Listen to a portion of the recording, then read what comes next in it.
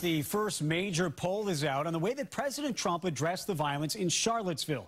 And it shows a solid majority of Americans don't like what they've been seeing.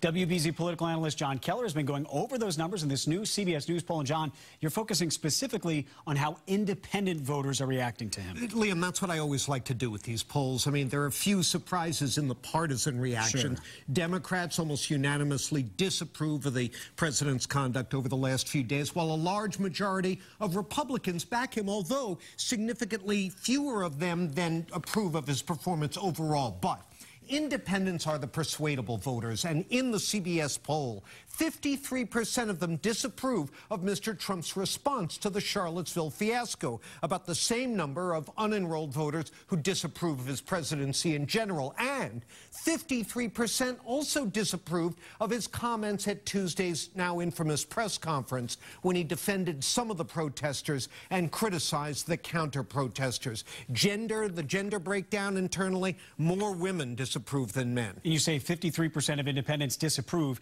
It's 83% of Democrats. Does that difference surprise you? Well, not really. Independents tend not to be as obsessively focused on politics as partisans are, especially at the height of summer vacation season. But the CBS poll does show how volatile the issues surrounding Charlottesville are and how potentially toxic they could be for this president. Asked how much Mr. Trump's handling of racial matters matters to them, 82% of independents said it matters some or a lot. Only 16% said it didn't matter much or at all. And when asked if Trump administration policies have encouraged racial division in our country, 43% of independents said yes, just 11% saying no, he's encouraged racial unity. Another 40% say they don't see much impact. Okay, we've seen lots of bad polling for the president, both overall and in terms of Charlottesville. Does any of it really matter, though? Well, obviously, he's not going to be on the ballot next year, but a lot of Republicans will be if crucial swing voters like these independents are turning hard against him.